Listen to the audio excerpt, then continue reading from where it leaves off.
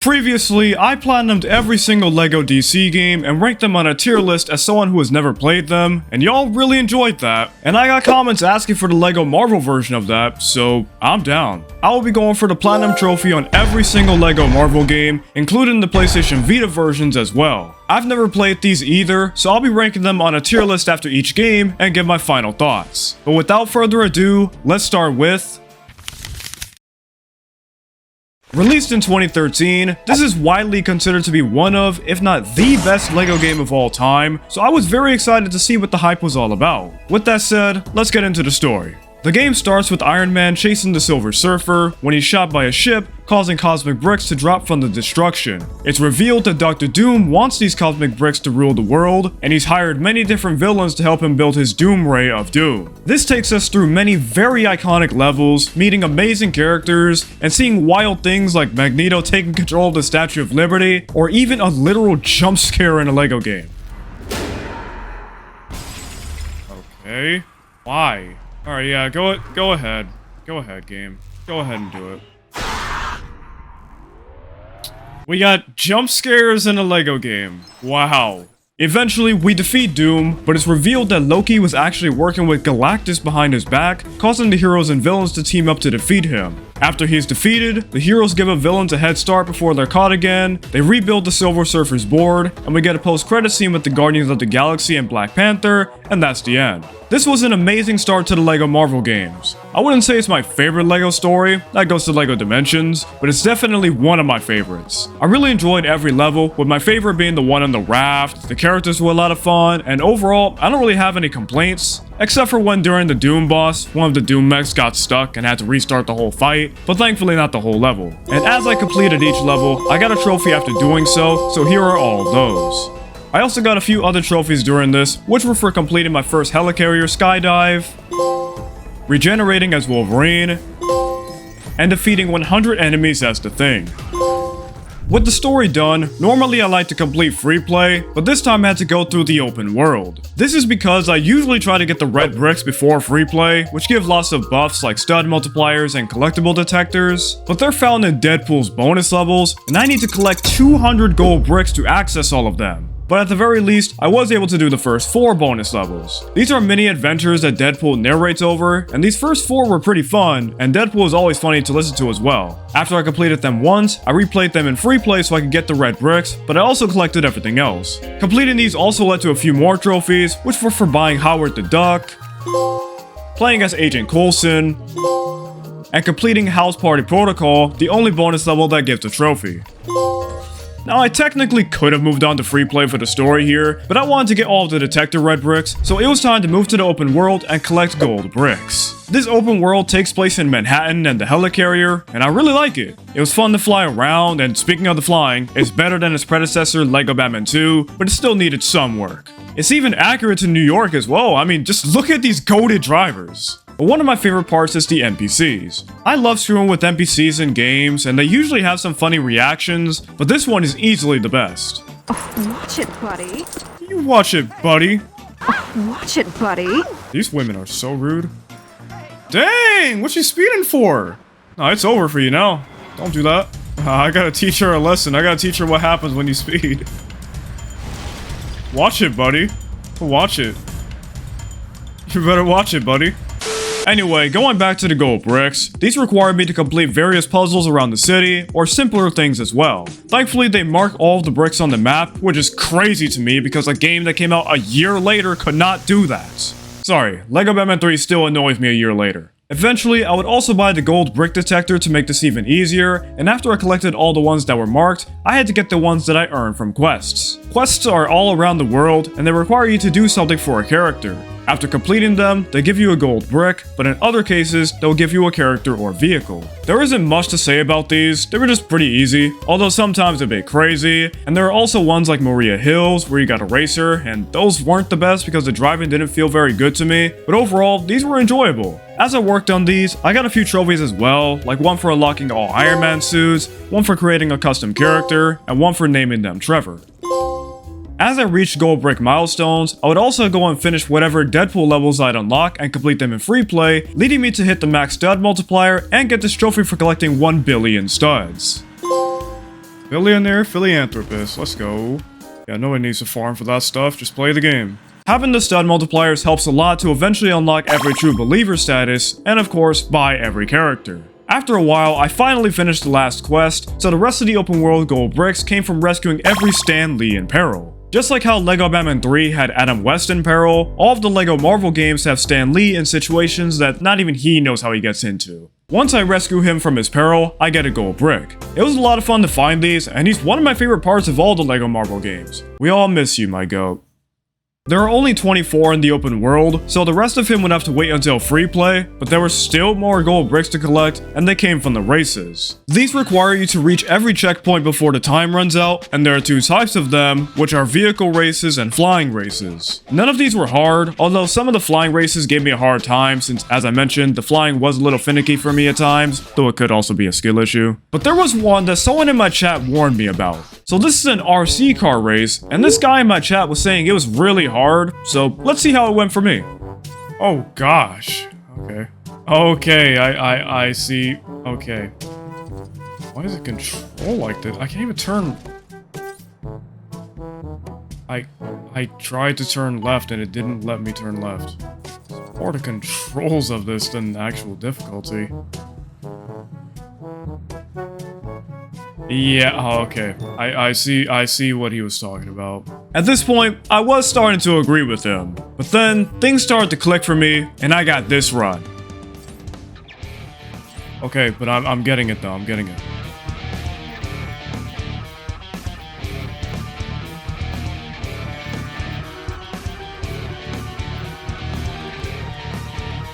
Okay, never mind, that was so easy. I just needed to get used to it. So the problem was I was holding R2 at the same time, because you need to with the actual cars. But with this, you don't. If you're watching this cookie, it might have been a skill issue.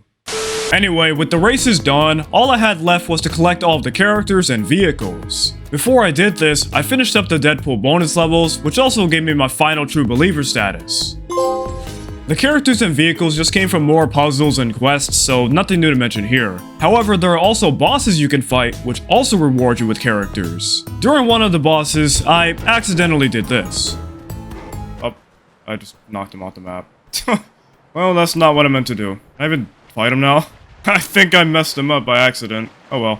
There were also some other dumb moments during this grind, and on a somewhat unrelated topic, I started to notice how much the MCU really influenced Marvel. For example, this game came out before the Guardians of the Galaxy movies, so when you see the Guardians in this game, they look and sound way different from how the movies depict them, or how other media depict them, and I'll mention this again in the later games to further prove my point. Just thought I'd mention this since we're talking about characters. But anyway, after a while, I collected the last character, at least I thought I did, which led me to one last bonus level called the Brick Apple, which is one of those levels where you have to destroy the whole thing to get 1 million studs. I don't like these levels. I find them to be kind of boring and annoying, except for the LEGO movies. I actually like that one. But after I got through this, I got the characters from this, but something was off. That's still not it though. I'm still missing a few characters.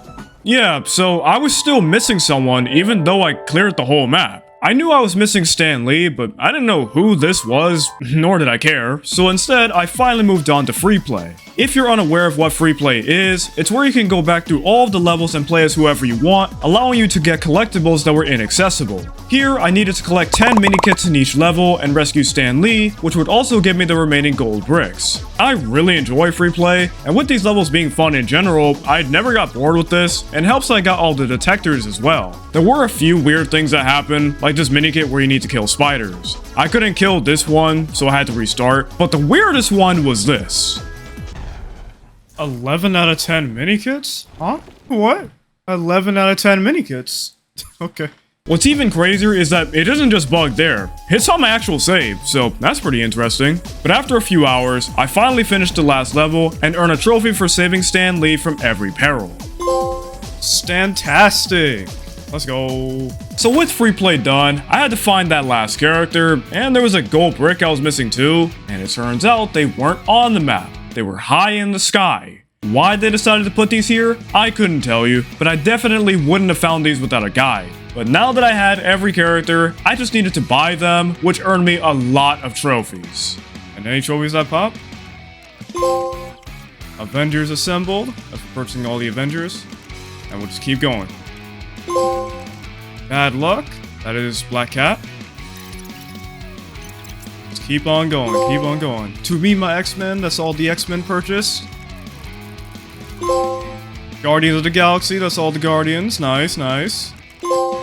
Brotherhood, collect all traditionally evil mutants. Sinister Six, that's the Sinister Six. Zoo Believer, all animal-themed characters. And Cop.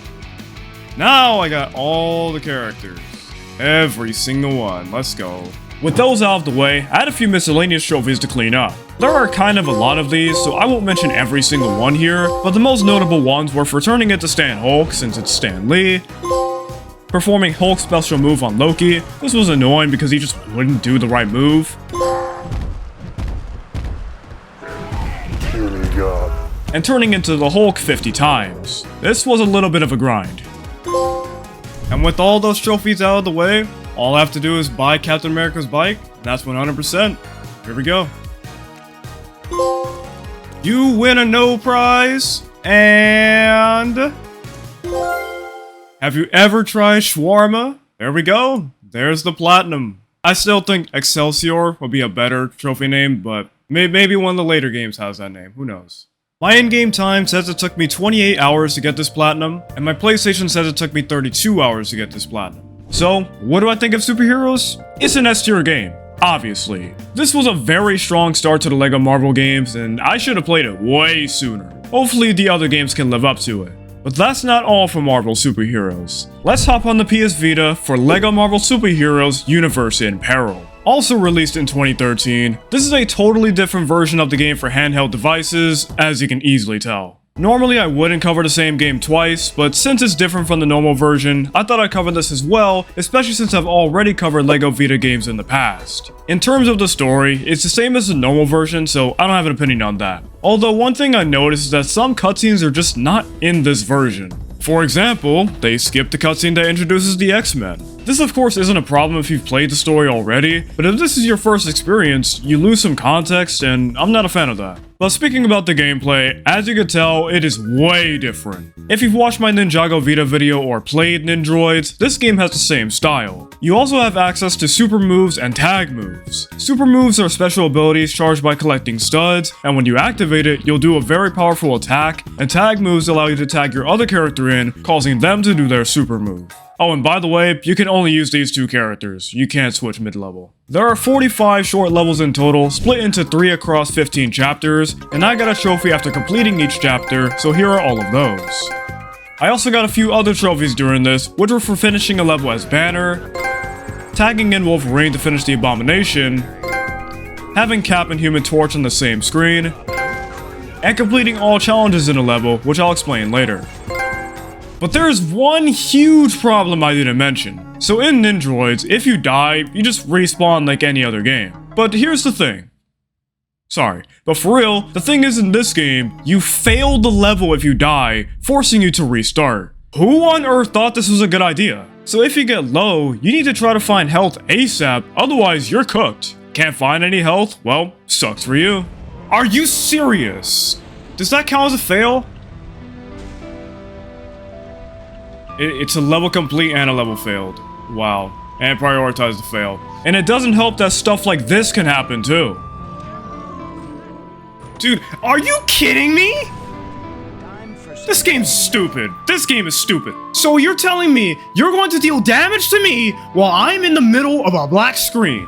To me, this doesn't make the game harder, it just makes it more annoying. I don't play LEGO games to be worried about dying. Thankfully, this only lasted during the story, as I was able to get the invincibility red brick, making the game a little more fun, which isn't a good thing by the way. You shouldn't need invincibility for the game to be fun. But anyway, enough complaining about the mechanics, let's move on to the main part of this platinum, completing every single challenge. Each level has 10 challenges, and you earn a gold brick after completing one. And some also reward me with characters, which will help with the various character unlocking trophies. 4 of the challenges are the exact same across every level, which are 1 for completing the level, 1 for collecting a certain amount of studs, 1 for collecting a mini-kit, and a multi-challenge, which requires you to complete 3 objectives in 1 run. The rest of the challenges are various miscellaneous tasks, and these can range from being really easy to being very annoying. I completed quite a lot during the story, mostly because you're forced to complete 260 of them to progress, but I still had over 100 left. I won't speak about every single one, but there are a few annoying ones I'd like to mention. In the level Oscorp offices, one of the multi-challenges requirements is to complete the level without harming the security. Easy enough, just don't shoot them. Is what I would say if this didn't happen so often. What? They killed himself. He killed himself. I lost the challenge because he killed himself. Wow. He killed... These guys are so stupid! They just killed themselves! How am I supposed to do that when that's all they do? Dude, how did you die? Why would you throw a bomb, you fool? Why would you do that?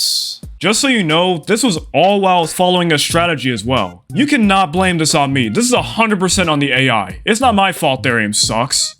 In the level landing pad, I had to activate the elevator in time, which is done by activating these pylons. It's simple, but the problem was that Thor would shock the enemies instead of the pylons, so I'd have to kill them first, slowing me down and causing me to fail multiple times. In the level The Jungle, I had to kill all 28 enemies. I thought this challenge was bugged because no matter what, I couldn't kill all of them. I would look in every place I could think of and there just weren't enough. What's even worse is that this enemy in the tower wouldn't count towards the challenge for some reason, which further made me think this was bugged. But after many runs of this challenge, I remembered this.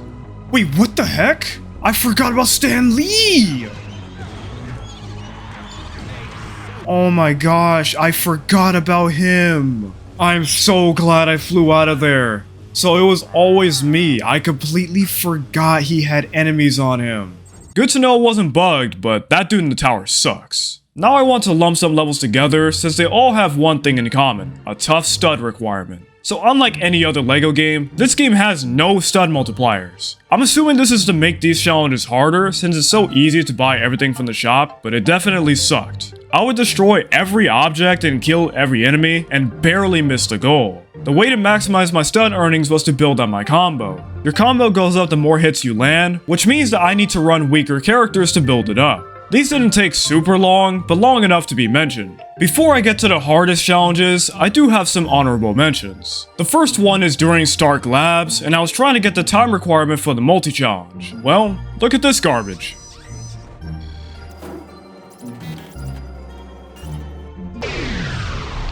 What? There's no way you failed me for that. Did they just fail me for a cutscene? They failed me for a cutscene! That's not fair! I love it. I love it, bro. This game is so good. Oh, it gets better though. Look at what happened in this level. Oh my god. Well, I'm stuck on this. Are you serious? What a garbage game.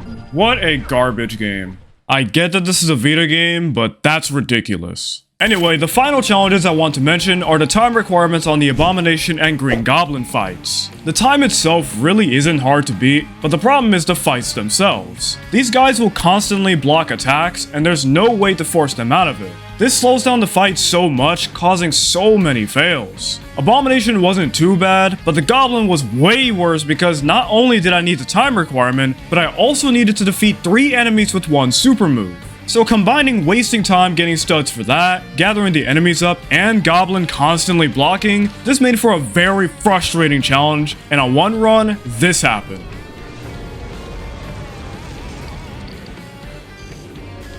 I got it. I got it with 2 seconds left. Good. What did I miss? What? What did I miss? I defeated 3 enemies with 1 super move. What are you talking about? Y'all saw me bomb 3 enemies at the start. What a game. What a game. I love this game so much. After more fails, I decided to come back to it another time, which was when it was my final challenge. I wasn't exactly sure how I was going to beat it, but I realized something as I fought him.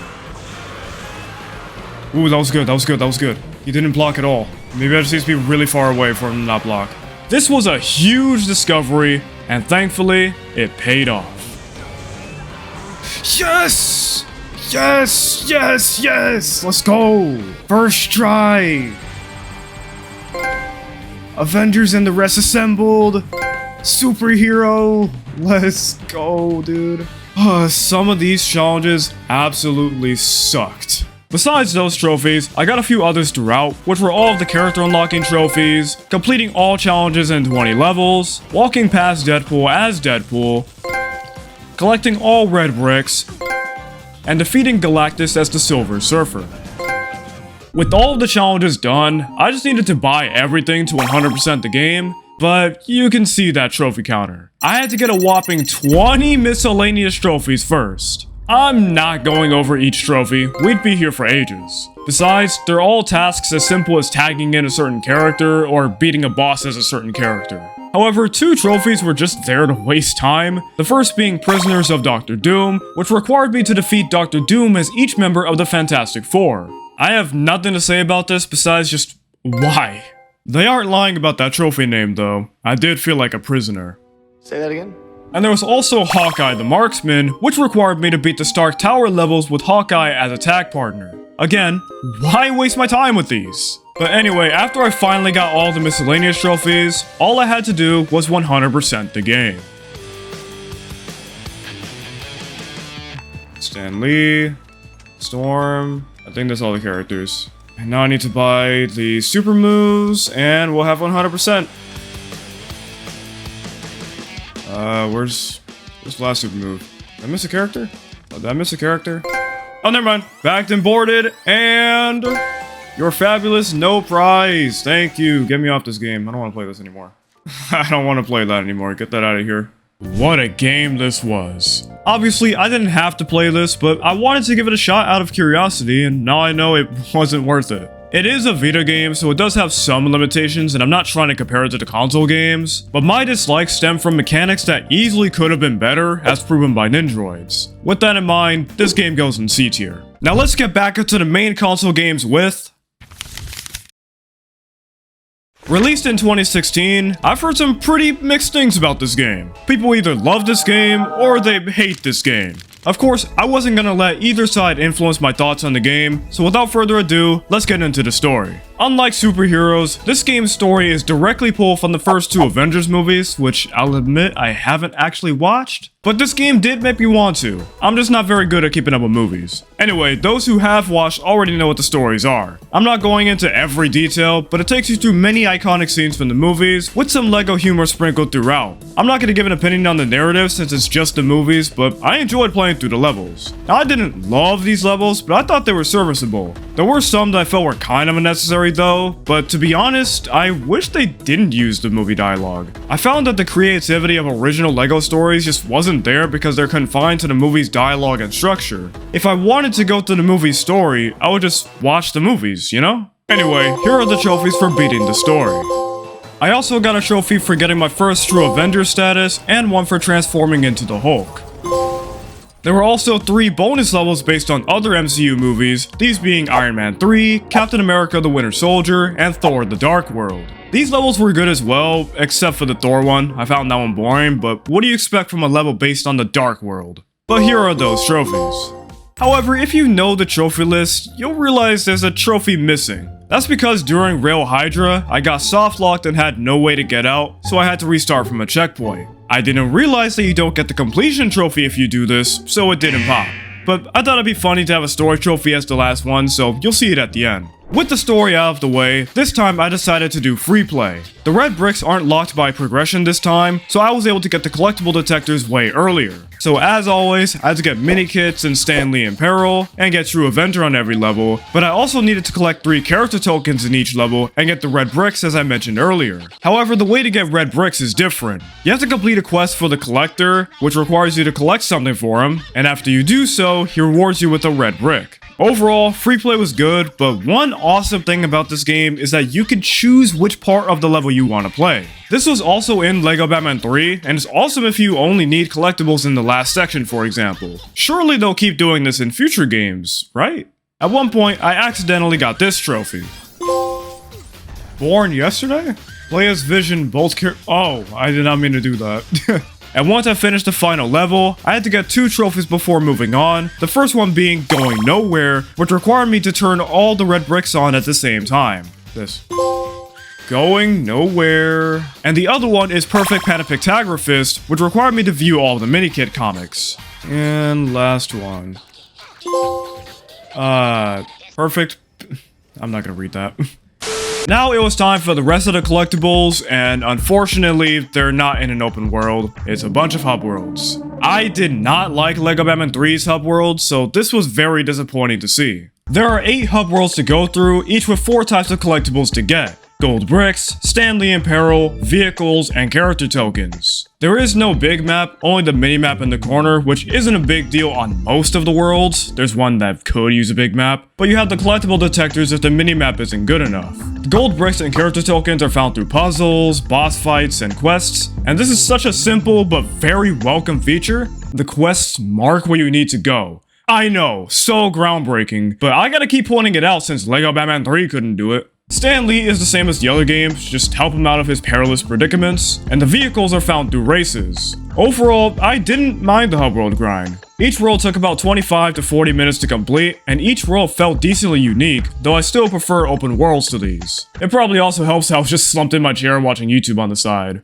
There were a few things that happened, like with this character token. You're supposed to have civilians pull all of the levers at the same time, but at first they didn't do that, leaving me confused, and I had to restart. This fool was squaring up with air or something, and during one of the quests, someone said this. When Thor arrives, I shall eat him under the table. What? I know that's obviously not what they mean, but there are better ways to say that, man. Way better ways to say that. And I also got a trophy for visiting every hub world in one session. But okay, let's get to the big one, Manhattan. This is straight up Superheroes 1's Manhattan, ripped into this game, just with better graphics and different activities, along with the helicarrier as well. Looking at my collectibles, you can tell that Manhattan is where they just dumped every other collectible. I mean shoot, in one stream I wasn't able to finish the whole thing. Ironically, this is my least favorite hub world because it's just not unique. I played 20 hours of this in Superheroes 1 already. Why are we doing it again? Now, I may not have watched the first 2 Avengers movies or much in the early MCU for that matter, but there had to be some other locations to add, right? Anyway, Manhattan at least has something unique, and that's the crimes around the map. Every once in a while, Agent Coulson will notify me about a crime and mark it on the minimap. There are various crimes that can occur, and completing one will reward me with studs. To get the trophy You Asked For It, I had to stop 10 of these crimes in one session, so as I went for the other collectibles, I would just complete whatever crimes would pop up, and I eventually stopped my 10th one. In my day, we kicked tin cans around, not our elders. You barely look like 40 years old. Hey, you asked for it. So throughout the stream and after the stream, I just sat here collecting everything, using Captain Universe most of the time so she can quite literally almost do anything. I didn't get any trophies for collecting anything, but once I unlocked Stan Lee, I was able to get this trophy. Oh wow, that's a lot of stuff. Okay. Stan Buster, what is that? Wow. I am Iron Stan, hey, let's go. And speaking of Stan Lee, what is happening here? This looks like yet another perilous predicament. I don't think this is just simply a perilous predicament, bro.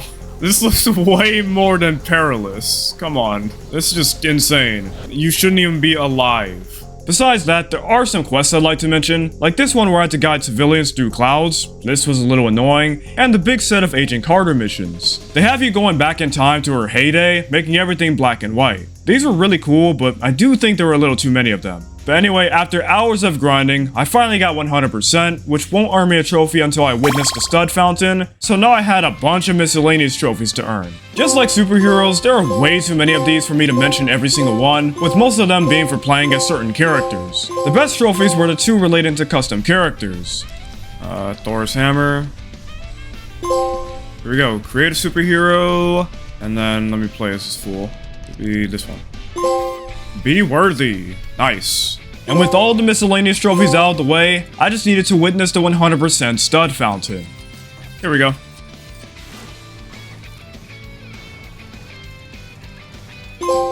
I'll do it myself. Let's go. Let's go. I mean, that ain't the plot yet, but we got this, at least. But that's not the end. Before we go back to complete Rail Hydra, I have to earn all of the DLC trophies. There are 6 DLCs in total, each with the same trophy list. A trophy for beating the level, 1 for getting true Avengers status, 1 for collecting all minikits, and 2 miscellaneous trophies. So I'll summarize the story first, show the completion trophies, then go over the miscellaneous trophies. Our first DLC is the Masters of Evil. This level follows Baron Zemo and his group called the Masters of Evil trying to use a substance called Adhesive X to defeat the Avengers. The level had me going around the area, activating the Adhesive X canisters, while the Avengers popped in to try to stop us, and in the end, the Masters of Evil lost anyway. The first trophy was for setting both characters as the Enchantress and Executioner in Asgard, and the other one was for defeating 20 enemies as the Black Knight in the level, specifically the Dane Whitman one. I stupidly used the wrong one at first, so I ended up wasting time, but it's okay. There we go, the Black Knight lives again, finally. Our next DLC is Classic Captain Marvel. This level has Captain Marvel and Captain America fighting pound cakes in Yon Rog.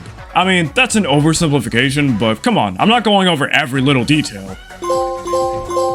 The first trophy was for setting both characters as Tick and Classic Hawkeye, and the other one was for flying the Captain Marvel Sky Cycle as her in Manhattan.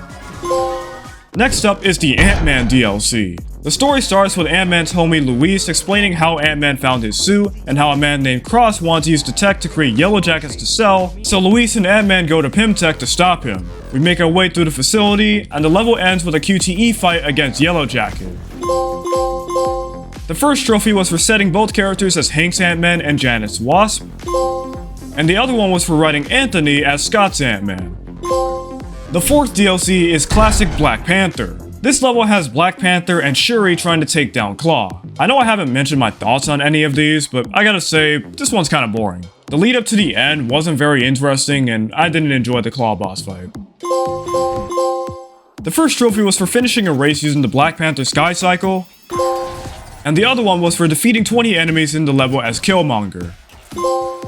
Panther's Rage, finally, I don't have to play this anymore. The second to last DLC is all new, all different Doctor Strange. The Eye of Agamotto alerts Strange to intruders in the Sanctum Sanctorum, who are Mordo and Dormammu, so Strange teams up with Clea to take them down. This is my favorite DLC level because it's the most creative one. The way you switch to Clea in the Dark Dimension is a cool concept, and overall, the level was cool.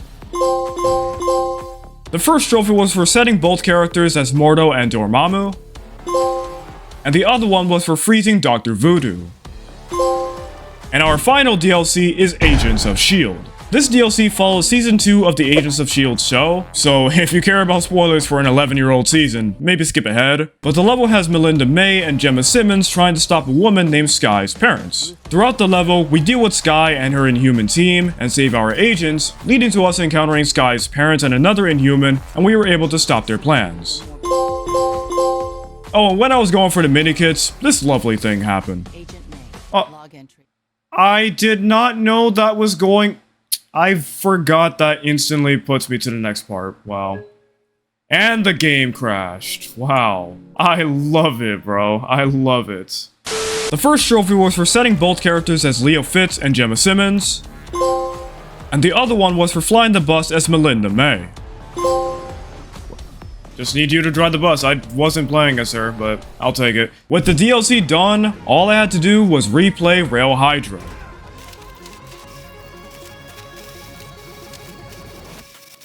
That's the end. Rail Hydra and peace in our time. Let's go. We're finally done. Let's go. Yep, now we got the Vita version. We're technically not done with this game. Okay, so it took me 29 hours and 40 minutes, so almost 30 hours on the in-game save. And the PlayStation says it took 35 hours. Okay, so maybe that's like AFKing and stuff. So in the end, I think this game is just good. Not great, not amazing, just good. It doesn't do anything too wrong, besides reusing the entirety of Manhattan, but it also doesn't do anything amazing either. It just feels like another LEGO game, not much better or worse than others, and honestly, I'm okay with that. With that said, I put this game in B tier. But of course, it has a Vita counterpart, so let's move on to LEGO Marvel's Avengers on PS Vita. Also released in 2016, this game follows a similar structure to one of the most underrated LEGO games, Ninjago Shadow of Ronin. Like Universe in Peril, the story is the exact same, so no new opinion. But unlike that game, there are multiple levels that are completely different from the OG. For example, this one has Iron Man infiltrating a Hydra fortress, and he even has new suits. Well, I mean, they are in the OG, but they're not used in the story. This was surprising to me and really nice. And to be honest, there are some levels I like here more than the normal version. One of these is the Hulkbuster fight. In the OG, it's mostly a bunch of QTEs, but in this one, you're actually fighting more and going through different areas as well. So overall, I didn't mind the story playthrough, and I like that they added new stuff to differentiate this version. Also a funny detail, the characters' mouths never move, so any non-pre-rendered cutscene looks so goofy. Comparing it to Universe in Peril, you don't fail the level if you die, so that's an instant plus. You're also able to switch to other characters, so you're not confined to only one character in the story and two in free play. But they also remove super moves and tag moves, which isn't a big deal, but I thought I'd mention it. This game does have some issues though, specifically what happened here. Oops. What just happened? Okay, this is a genuine, this is genuinely broken. That's a genuine soft lock, for sure. That landed on me and got me straight up stuck. There is literally nothing I can do. I love this so much. How does this happen? As for trophies, you only get 3 from the story. 1 for completing the prologue, 1 for finishing Avengers 1, and 1 for finishing Age of Ultron, and I didn't get any miscellaneous trophies either, so let's move on to free play. This game also has challenges to complete, but there are only 5 per level, adding up to 75 in total. 3 of the challenges are the same across each level. Level Complete, Earth's Mightiest, which is basically True Avenger, and the Collector, which is getting all of the collectibles. The last 2 challenges are just miscellaneous tasks. These were so much easier than Universe in Peril, however I did have to look at a guide for collectibles since there aren't any detectors, but this wasn't a big deal. They brought back stud multipliers, so those challenges were easy, and for the most part, the miscellaneous challenges were easy as well. There were 2 that did have me concerned though. The first being on the level Saving New York, where I had to avoid all of the Shatari chariots while going through the portal. What makes this concerning is that it's at the end of the level, so I'd have to restart the whole thing if I failed. Let's see how it went. What did I just hit? Did I just hit one already? Don't hit those, don't hit those, don't hit those.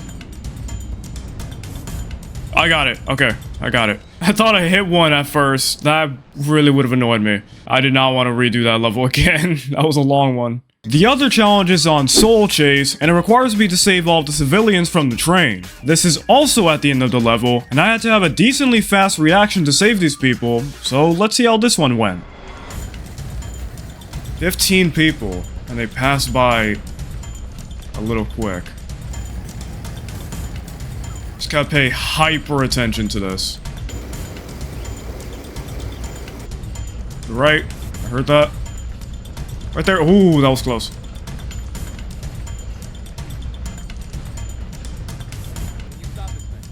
Oh, I got it. Okay. I had to go AFK right when I got it, so that's why my reaction was weird. With those out of the way, here are the trophies for finishing every level challenge. Hey, True Believer! Hey, that was the last Earth's Mightiest. Let's go. I guess break that. Boom, there we go. That's Falcon. A collector. There we go. Challenge accepted. Tanalier, T-Van 2. Alright, nice. That's all the collector challenges and all the challenges in general. And I got some other trophies during this, one for using all of Hawkeye's arrow types, and one for defeating 20 enemies with the Shield Shockwave team move. Now, if you remember from Universe in Peril, this would normally be the end, but surprisingly, they added an open world to this game, but it's Manhattan, yet again. I'm getting tired of seeing this place, man. The PS Vita does not do this any favors either, just look at this place and its terrible draw distances. Anyway, let me not roast the game too hard, because there's something to actually roast soon. Manhattan and the Helicarrier have their own set of challenges, which is how I'll unlock everything else in the game. We'll go over Manhattan first, and I started with the 3 challenges that require me to destroy things. These things are Loki statues, Ultron statues, and Chitauri chariots. These are all marked on the map thanks to a red brick, and after I completed those, I moved on to the Smash challenges. You get to destroy stuff. That's it. To get the trophy Hulk Smash, I need to get a gold rating on all of them, which is done by reaching the max stud goal. I played as Hulk and constantly smashed cars, which gave lots of studs, making these pretty easy. But during one of the challenges, this happened. What is that? What is that? Stop! What is that? Is that a red brick? Mega jump. Yeah, turn that off. It doesn't change anything.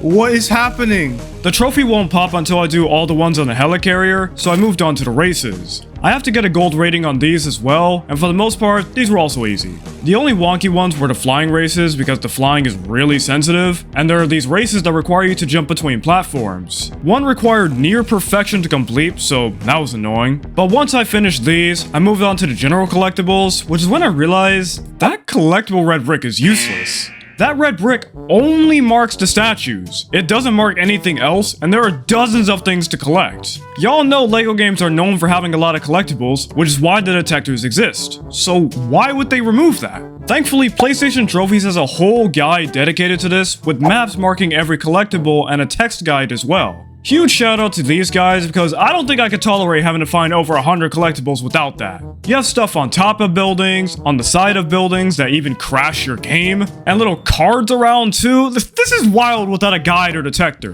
Destroying the hammer drones also led me to getting this trophy for smashing 10 objects on the wall's Hulk, and after an hour, I finished up Manhattan for now and moved on to the helicarrier where I would finish up the races and smash challenges. You should get me it. There we go, nice. Hulk smash! Hey, let's go. That's all the Hulk smash challenges done. Oh, that was really easy. Yeah, you better run. Nice. And house party. I think that's for unlocking every Iron Man suit. Let's go. The helicarrier didn't take long and nothing interesting happened, so after I finished this up, I went back to Manhattan to destroy 10 Hydra bases and complete all of the quests. Most of the quests are tied to a bigger story where heroes are given gifts that take over their minds, so these quests have me getting to the bottom of it. It turns out MODOK was behind the whole thing, who looks horrendous in this game, but after I finished this final quest, I got a trophy.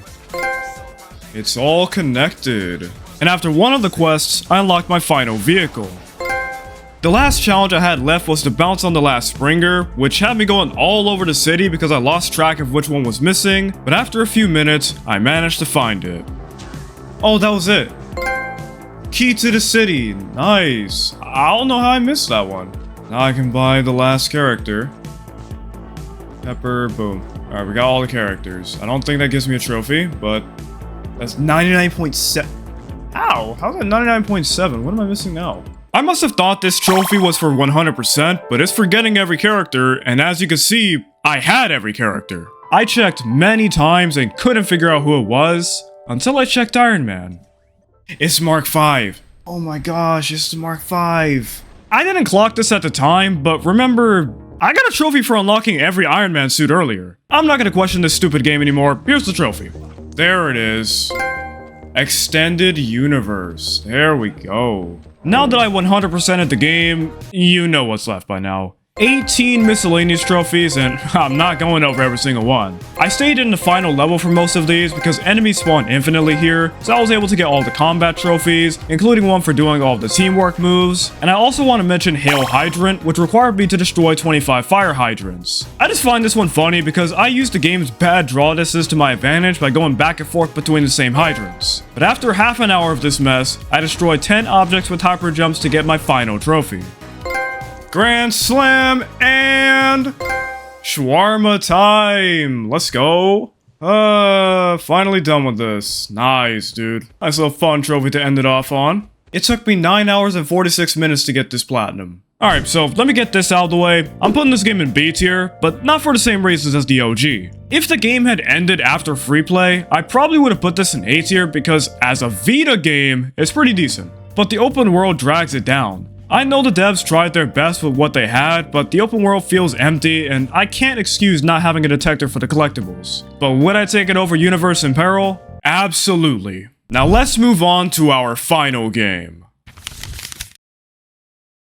Released in 2017, this is the long-awaited sequel to LEGO Marvel Superheroes. So, does it live up to that game? We'll see, but first, let's go over the story. The story begins with the Guardians of the Galaxy protecting the Nova Corps from Kang the Conqueror's forces. And as I said I would mention, the Guardians are highly influenced by their MCU counterparts. Anyway, this ends with a boss fight against Isan the Searcher. After we defeat him, Kang's ship escapes, which is where the story really begins. He combines multiple dimensions from different eras into one, creating what he calls Chronopolis. After this, the game does something new, which is splitting characters into teams, allowing me to play the story in a different order. This has the heroes chasing after villains, working for King, or trying to be worthy to face him. At some point, they get in contact with Cosmo on Nowhere, leading to them deciding to go all over Chronopolis to collect Nexus shards so they can get into King's Citadel. This is where the majority of the story takes place, introducing us to many different characters and fighting bosses in every level. After all the shards are collected, they create a device to pull Nowhere into Chronopolis and release an EMP to take down the Citadel's shields. The heroes ended up having to take down King's ship first, and once they did that, they were finally able to face King in a pretty cool boss fight. Once he's defeated, his wife Ravana betrays him and turns him into a baby, and that's the end. Oh, and also there's a post-credit scene that hasn't been addressed to this day. I think this is a pretty decent story. Most of the levels were fun. The main ones I didn't like were the water levels and the one in the Sanctum Sanctorum. This level was a giant fetch quest and it was for nothing in the end, so thanks for wasting my time, game. The team idea is interesting, but eventually, I felt this made the story overstay its welcome, especially since this game has 20 levels instead of 15. Besides that, I like the characters, although I do know people miss the X-Men and Fantastic Four, and find it weird that a team as unknown as the Inhumans is in there, and I definitely feel that. Overall, I wouldn't say it's better than Super Heroes 1, but I don't hate it either. I'd probably give it a B+, maybe A-. Anyway, here are all the trophies for finishing the story. I only got one other trophy during this, which was for creating a custom character, which I want to speak more about later on.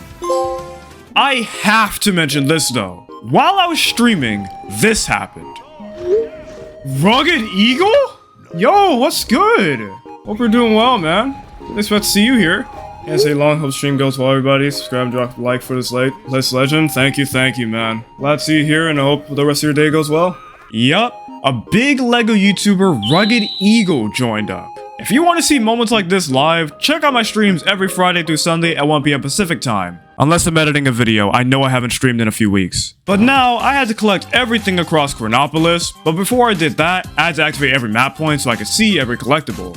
There are 18 locations here, so definitely the biggest open world of all the LEGO marbles, but it's better than having the entirety of Manhattan for the 4th time. Once I activated all the points, I started with the quests. I started with these because there were a few that were required for something else, Gwenpool's bonus levels. I had to complete 2 quests for certain characters, unlocking a bonus level where I play as them. There are 10 of these to complete, and like Super Heroes 1, this is how I unlocked the red bricks, although they're actually pink bricks in this game because of Gwenpool. The levels were cool, short, and enjoyable, but I don't like Gwenpool. I find her very annoying. She tries too hard to be funny, unlike Deadpool, who just is funny. I mean, humor is subjective, and in my opinion, she sucks. But after I finished all the bonus levels, I unlocked Gwenpool and earned a trophy. At one point, this dude, A-Bomb, kept getting stuck and slowed me down, so I was blowing up cars in the meantime for the trophy Road Rage 2, and eventually I decided to finish the trophy off.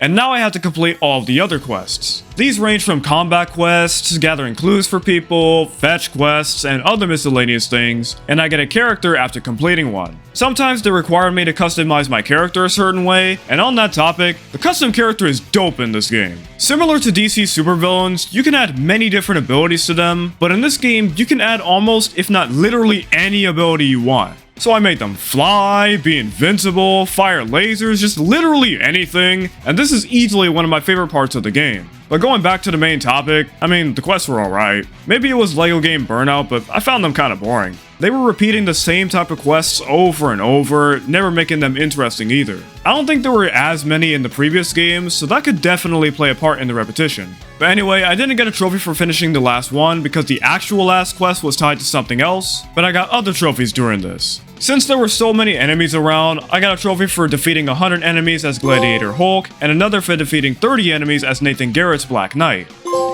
And some others I got were for having various Captain Americas in my party, exploring Egypt as Kang, and having 2 Kangs in my party.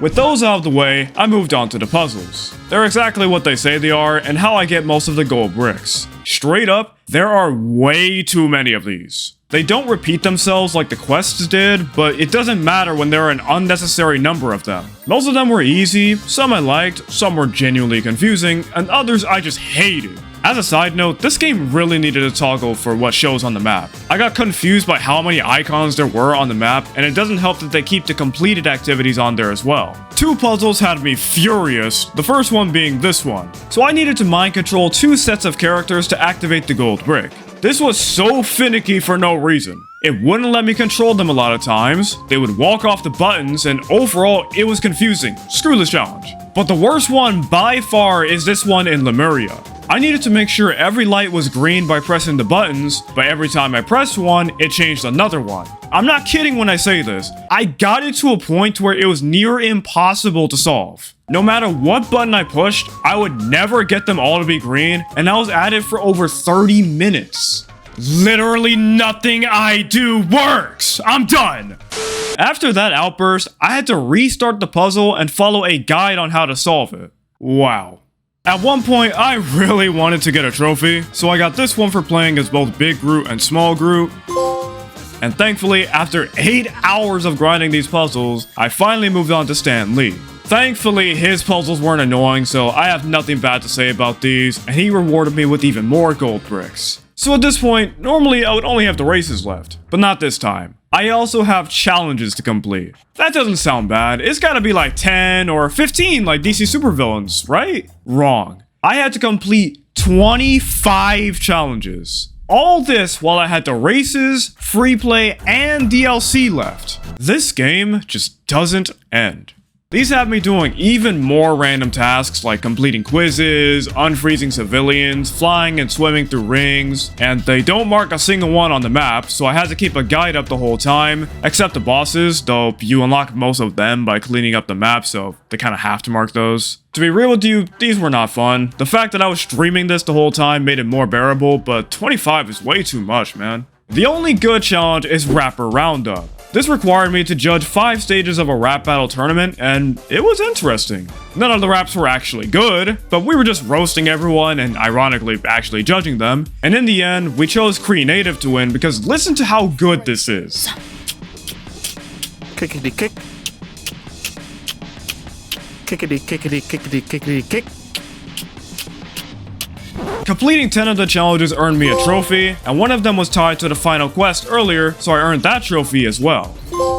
Now I was able to do the races because the challenges reward you with vehicles, and some of the races required certain types of them. There were a lot of these, with a few different types, the worst being the web swinging races because the web swinging is not good in this game, so I decided to use a flying character for these instead. I don't care what you have to say about that, I had been at this for over 30 hours at this point, and over 100 across all the games, so I was doing anything to end this earlier. Anyway, after I finished the last one, I earned a trophy.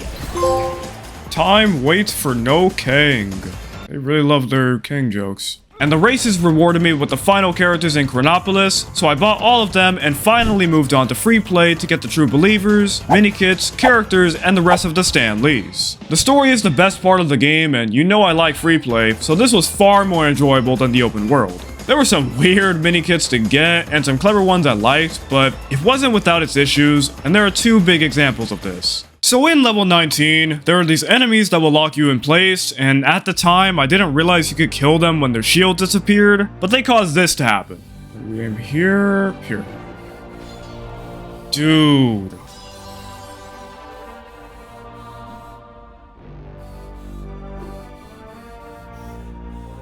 What? Did he... Why can't... Are you serious, dude? What a stupid enemy. I can't interact with this now. I love enemies that are just annoying for no reason. That's so cool. I love that so much. This happened twice, so safe to say, I hate these guys. The other example is in level 20. During the last phase of the Kang fight, there's a mini-kit in this portal that you open with Strange. They don't give a hint on how to get it, so I assumed it was in the next area since sometimes the arrows point to later stages of the level. Well, here's me realizing what happened. Wow, I straight up missed one. I now have to go through the entire level again and get to the final phase of the first fight with Kang. I love it. I love it so much. Yup. I had to restart because they didn't add that amazing feature that allowed you to play whatever part of the level you want. I'm sorry, but this is one of the dumbest decisions I've seen in a game. Why would they go backwards and remove a feature nobody hated? DC Supervillains has it, so I'm glad the community let them know how dumb it was to not have it here. Anyway, enough ranting. I got a trophy for rescuing Stan Lee for the last time, and then I viewed all of the mini-kit comics. And last one. Comic Book Collector. There are trophies for collecting all of the characters, gold bricks, and true believers, but I didn't get any of them because the DLC counts towards these, so you'll see those later, along with the 100% stud fountain. But in the meantime, I still had one trophy left before the miscellaneous ones, and that's this one for playing Capture the Infinity Stone in Grandmaster mode. Grandmaster is an extra PvP mode, and Capture the Infinity Stones is a game within it that requires you to collect the Infinity Stones throughout the match. As you hold one, you'll earn points, and it gives you insane powers until the time runs out and another one spawns. I don't know why this is a trophy, nor do I know if Grandmaster mode is even good as a whole, so if any of y'all have played this, let me know if it's good. But after I destroyed this CPU, I got the trophy. Grandmaster Greetings. Now I just had a few miscellaneous trophies left. We'll rapid fire through these, starting with having Cosmo and Lockjaw in a party, playing as Fin Fang Foom in Defying Conventions, activating dance mode and dancing with 5 people, having Morbius, Capwolf, Triton, and the Living Mummy in a party, and taking a selfie with Isan the Searcher, but after I did this one, something very unexpected happened. Celestial Selfie. Oh, enough said. Huh? I did not witness anything. What are you talking about? Time to put things right. I didn't mean to get the platinum. How did I get enough said when I didn't even witness the fountain? Wait. Okay, so I just realized it. So they gave me all my credit. After I got that trophy, they gave me credit for everything. They gave me credit for all of this. Even though I shouldn't because I have the DLC installed. Okay. Yeah, I don't know why the game did that, but we're not done, so let's get into the DLC trophies. Like Avengers, there are 6 DLCs in total, and the trophy lists are the same, so you know the drill. Our first DLC is Guardians of the Galaxy Volume 2. This DLC takes place during the opening of the second movie, where the Guardians take this giant obelisk down. The entire level is this boss fight, and it was pretty fun. The first trophy was for playing as Groot until Mr. Blue Sky stops playing. Yes, the whole song. No, I'm not playing it because it's copyrighted. And the other trophy was for damaging the obelisk with one of the batteries. The next DLC is the Black Panther movie. This level has Black Panther and Shuri trying to rescue a man named Everett K. Ross from Killmonger. We go around powering up machines to activate a drill machine, allowing us to rescue Ross. The first trophy was for dying to the Rhino mech, and the other one was for setting both characters as MODOK and MODAM in the level. The third DLC is Cloak and Dagger. The story goes over how Cloak and Dagger came to be through a mad scientist experiment, and the level has the 2 of them escaping. That's pretty much it, and it ends with a boss fight against Blackout. This boss fight was cool, and Cloak and Dagger were cool to play as. The first trophy was for setting both characters as Mr. Negative in the level, and the other one was for defeating 20 enemies in the level as Dagger. Our fourth DLC is The Runaways. This level follows a group that I've never heard of in my life as they escape an underwater temple. This temple has to do with their parents performing a ritual of some sort that they needed to stop. The level has us rescuing members of the team and oh, that's literally it. These DLC levels are too short, man. The first trophy was for destroying both sets of sunglasses on the magic trap masks, and the other one was for defeating both of these enemies as Molly Hayes. The second to last DLC is Avengers Infinity War. Despite the name, this DLC has nothing to do with the movie, it just happens to have Thanos and Ebony Maw in it. Get lost, Squidward! Anyway, the level has the crew infiltrating Adelan to confront Black Bolt about Thanos' son, Thane. I must have fallen asleep when I watched because I don't remember this happening, man. In the end, they got no info about Thane, just their ears exploding. Also, Thanos' crew is useless. You only need Thanos and Ebony Maw for the level. The first trophy was for defeating 10 enemies as Thanos, and the other one was for setting both characters as Proxima Midnight and Corvus Glaive in the level. And finally, we have Ant-Man and the Wasp. This level has Ant-Man and Wasp searching for an old version of the Ant-Man helmet in an old research lab that's being used by Egghead, of all people. He's trying to create AI Avengers, so we need to stop him, of course. So I shut down his machine and fought against a chicken mech. What a way to end this game. The first trophy was for setting both characters as classic Wasp and Yellow Jacket, and the other one was for defeating 10 enemies with a heat beam in the level. And finally, I collected every minikit in the level to 100% the game. And there we go! There we go, that's it. Extraordinary exploration! We don't have the plat pop, but we're done. That's 100%. Just pretend like the platinum's there. We're finally done with every LEGO Marvel game.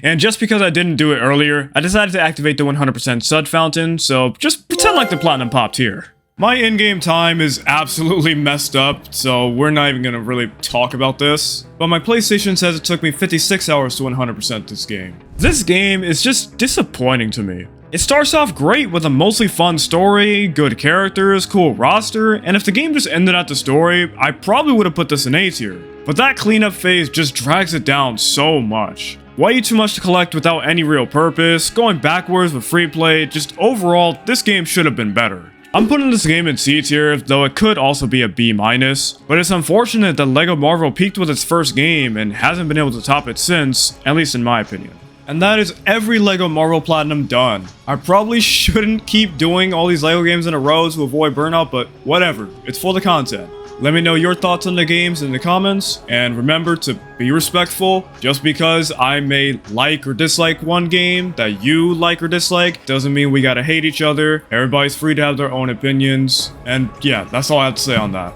As for the future, the only other franchise I'm interested in doing this type of video for is the one that this thing is from. So if you'd like to see me platinum every LEGO Star Wars game, drop a like on this video and maybe sometime in 2026, we can do this juggernaut of a video. But that's it. Hope you all enjoyed the video. If you did, please consider liking and subscribing. If you're unaware, my name is Shardyx, not Shardy or Shardyx. The X is not silent. And if you ever want to see these platinums live, I stream here on YouTube every Friday through Sunday at 1 PM Pacific time, unless I'm editing a video. And I'll see y'all in the next one. Peace out.